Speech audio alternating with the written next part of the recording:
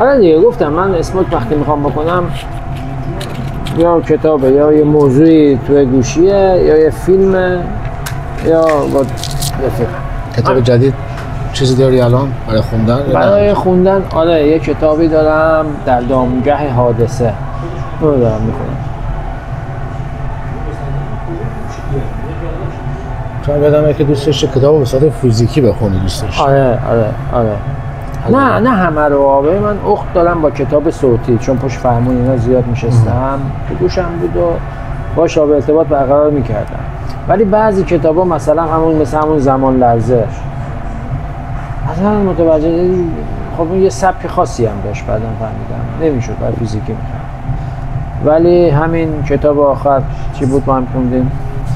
داوینچی. کد داوینچی صوتیش هم دیدی اصلا خیلی کتاب فوق العاده یعنی میگفت چقدر تاثیر داره گوینده این پسر چقدر قویه. یادت بهت گفتم اون چیزو بوفکو رو بیخیال شو اینو چقدر فرق داره اونم میگه اینم میگه ولی این کجا اون کجا چقدر قشنگ همه خودش میگه. نه همه رو خودش نمیگه که اونم دو نفرن. آره ولی با این حال 4 تا 5 تا شخص بیشتر 6 7 تا شخصیت رو میگن. بعد این صحنه سازی مثلا این تصور اون چیزایی که میگه مثلا بعضی جاهاشو من سرچ کردم مثلا استوب میکردم بعضی جاهاشو اول میدونستم بعد مثلا خیلی قشنگ راحت میتونستی مثلا تداعی کنی اما اون صحنه ها یه جایی که تو فیلمش هم هست بعضی صحنه ها تو فیلمش هم دیدی؟ آره ولی خب خیلی فرق فیلمش تو فیلم خب یه چیزایی اضافه میکنن برای اینکه فیلمش رو دیدی و داستان میدونستی ولی باز به چسبید. عجب آخر داستان میدونستم میخوام من فیلمش رو ببینم.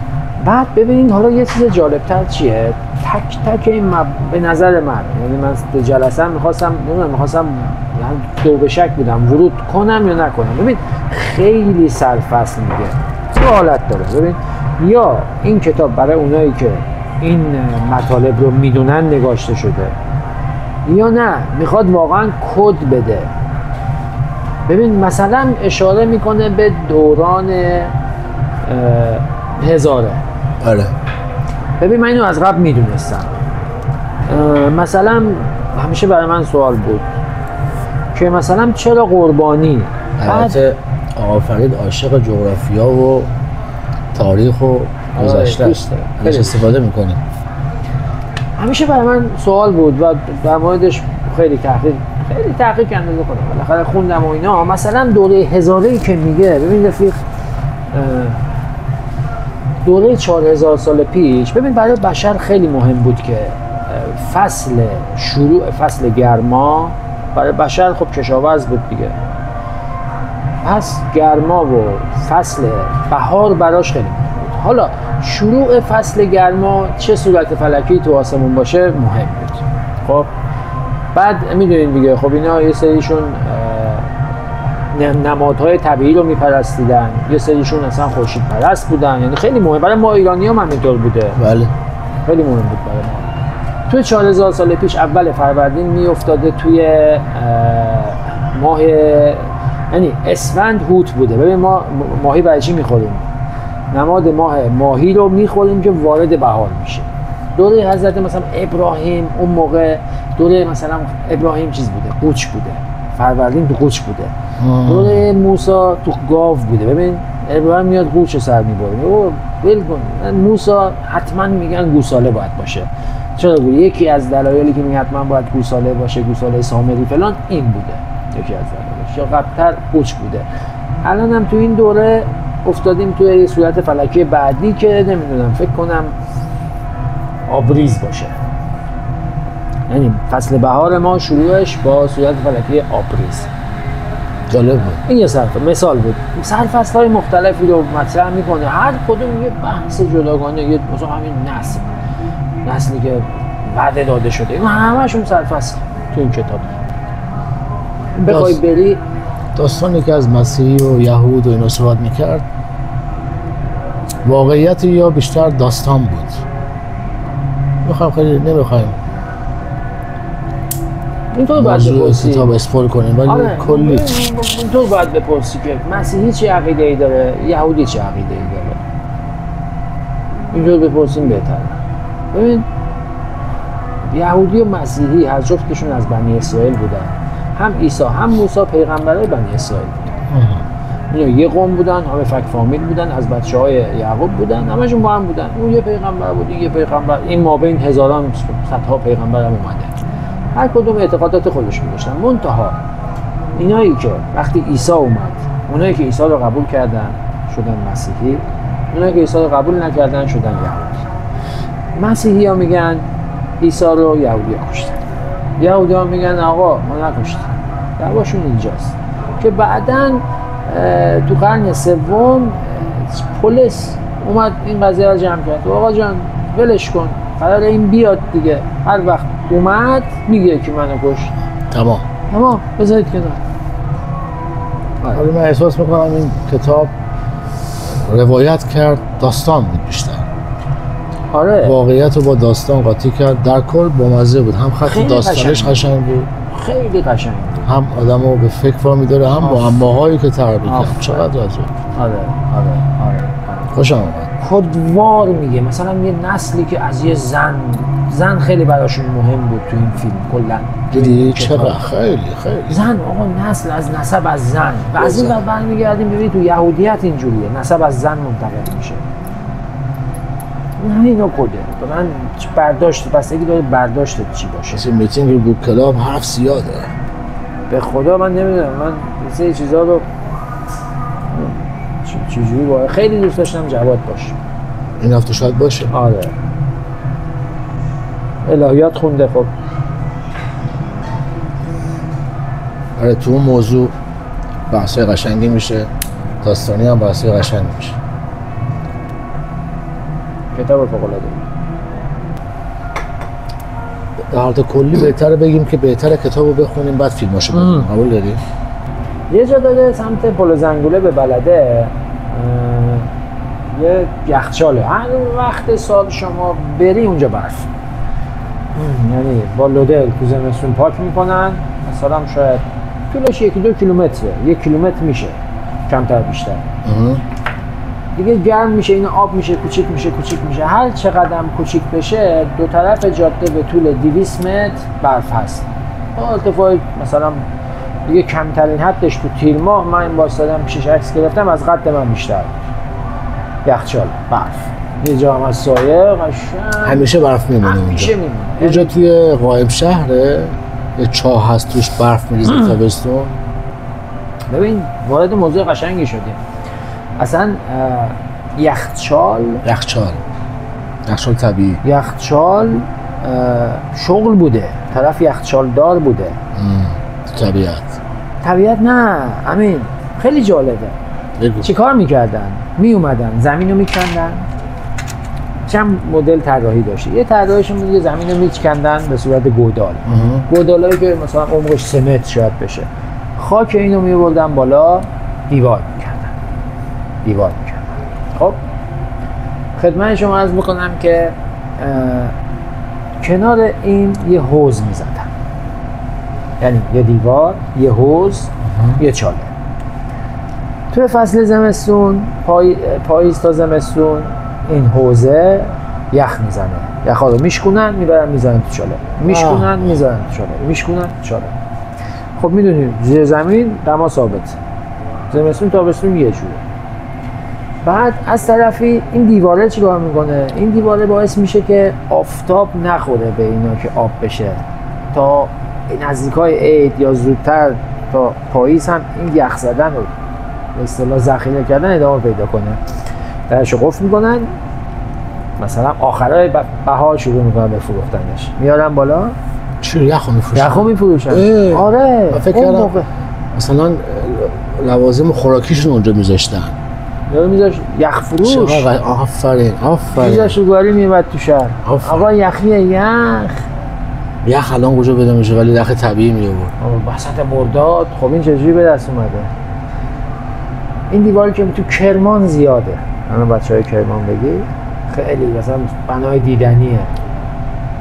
آره یه روشش هم همین حوض خالیه که زیر زمین چی میکنن، یه روشش هم یه روش دیگه هم داشت میکنن این یادم نیست. این شیرین ترین و کامل ترین و به اصطلاح کامل ترین و یعنی با پر بازده ترین طرحشونه. جالب بود. ایران اینه. آره آفرین. ایران اینه. یخچال‌های طبیعی هیچی. مثلا تو تهران میرفتن از مثلا دربند یا بعضی دره‌ها سایه میشه یخ میمون میارن، ولی این یه چیز شغل یاری بود اصلا. خیلی عجیب بود. چطور نشده بودم تا الان؟ مثل جاده کوهستانی که یه طرف همیشه برف هست چون آفتاب بهش نمیشه. آب انبار چیه داستانش؟ چون ما نداریم میپرسم. آب انبار آخرین آب انباری که من دیدم خونه دایمینا بود، تهران شهران آب انبار داشتن. آره آب انبار داشتن، منتها اونا به نظرم آب، چون بچه‌ها میدونن سمت کنسولگون، من خودم بچه بودم خونمون سمت وسک شهران بود، بالای شهران آب نبود، با تانکر آب می‌آوردن اوایل دهه 70. بعد اینا با همون تانکرهای آب می‌ریختن داخل همین آب انبار، بعدن با پارچ یا با پمپ مثلا برای آبیاری باغچه استفاده می‌کردن. یعنی استخری بود؟ آره یه استخری بود که با دست پر می‌کردن با دست، ولی هست به نظرم آب انبارایی هم هست که مثلا یه چاهیه یا مثلا میکنن میرسن به چاه و محیط رو درست میکنن زیر زمینی که میری آب برمی‌داری میاری آبش خنک. آره همین پله میخوره میره پایین که آب خنک بده. آره کبوترخانه میدونین چیه؟ کبوترخانه هم نمیدونین؟ یه جو درست میکردن گنبدی شکل، خب بعد چوب هم مثلا عمدن دیگه مهندسی تیرک ها رو یه جوری درست میکنن یکم بلندتر بزنه بیرون، کبوتر ها میومدن اونجا میشستن تخم میذاشتن بچه بزرگ میکردن که چی بشه؟ دیدم و نمیدونستم تو یزد اینا زیاد مدفوعشون رو جمع میکردن پای درخت ها میریختن کود رایگان. چه قشنگ، چه هوش. ببین مردم فلات ایلان همچین آدمایی خیلی خفن بود، فکرشون خفن بود. بالای ما میشه دریا و سیبری، پایین ما دریا و دریا همش دریا دیگه، به خلیج فارس دریای عمان و یه تیکه خشکی صحرای. پس طرفی که از شهر میخواسته بره غرب مجبور بوده از ایران، مثلا ایران بدن ناسیونالیستیش کنه، ایران سرزمین تعادله، مجبور بودن هم چون بالا سد بود، قطب بود، فلان بود، دریا بود، پایین هم این از زمین از اینجا میرفتن. این حسنش چی بوده به نظر من بی‌سواد؟ یکی از حسنایی که برای ما داشته این بوده که محل رفت و آمد اقوام مختلف بودیم، ما میشنیدیم یاد میگرفتیم. شاهراه تو احسن جاده پیش میشنیدیم یاد میگرفتیم. هندیه میومد میخواست مثلا ادویه‌شو ببره اروپا، ما از پیش ما رد میشد، میشنیدیم میدیدیم. چینی همینطور، اروپایی میخواست بره این ور یاد گرفت. و همین علم ما چیز ما خیلی خفنه، نه اینکه فقط کشور ایران، ایران فرهنگی منظورم دیگه، بین النهرین هم میشه الان عراق باشه یا سوریه باشه. ایران فرهنگی این پتانسیل رو دارن چون تو مسیرن. آفرین. تعامل همیشه برقرار. کبوترخانه همین که مثلا یه حالی هم به این پرنده دادن، یه جای برای تو سایه باشی، تو فلان باشی. پسماندش هم استفاده میکنن. آره شاید هم گاهی راضیه خودش، راضیه. شاید هم گاهی یه دونه میپاچیده، مثلا یه گندمای خودریز زمینش رو میپاچیده که اینا جمع بشن، پسماندش هم میباده کود. صحبت میشه مثلا من چون علاقه داشتم ساده از کنار موضوعات رد میشم، من میبینم خدای توجهت به این مسائل بیشتر. چرا گنبد مثلا تو یزد رفتی دیگه مناطق کبیره، این ستونا چیه اینجوری مثلا پنجره داره؟ آره آفرین.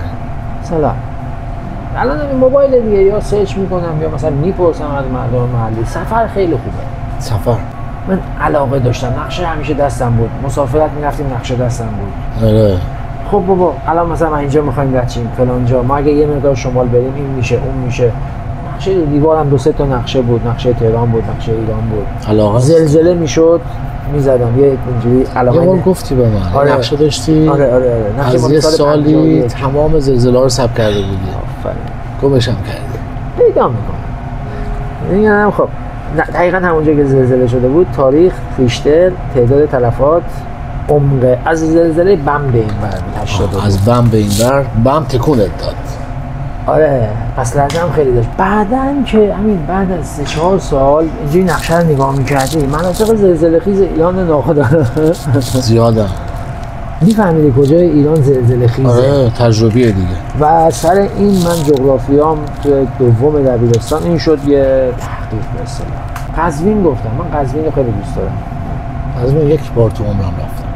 من چند ماه آب1 زندگی کردم، خیلی نزدیک به قزوین، خیلی شهر قشنگی، دوستش دارم. چرا پیشرفت کرد؟ چون به تهران نزدیک، شاهراه از قدیم. آره شهر قدیمی داره، پایتخت هم بوده. پایتخت بوده. اولین خیابون ایران تو قزوین ساخته شد. احسن. آره. بعد مرز بین گیلک ها، ترک های آذری، کرد ها و فارس هاست. تو کوهپایه است. دشت قزوین آب فراوون داره، آب زیاد داره. دشت قزوین بسیار حاصل خیزه. وقتی میگی آب زیاد فلان طبیعت، چون تو شمال زندگی کردم میانگین دستم نیست. آره. ترازو دستم نیست. من باید برم یه جای دیگه زندگی کنم، قیاس کنم. یک اشتباهی که ما داریم متاسفانه، هر جا میریم میگیم شمال ما اینجوریه. شما بابا خیلی جا برای اون آب، برای اون چیز ارزش قائلن. خیلی عجیبه. یه رفیق داشتم میگفت خانمش بچه یزد بود اگه اشتباه نکنم. میگفت اوایل زندگیمون شیر آب تو خونه مثلا باز بود دعوامون میشد. گفتم یعنی چی؟ میگفت انقدر آب برای اینا با ارزشه. میگفت انگار دارم کفر میگم وقتی شیر آب بازه. من چرا باید اینو درک کنم؟ خونه های یزد، من یه چیزی بگم جالبه، منتظم میدونی حافظه ندارم یادم. بگو. خیلی از خونه های قدیمی که گنبد دارن، بالای گنبد یک کاسه هست، آب بارون جمع میشه، پرنده آب داشته باشه بخوره.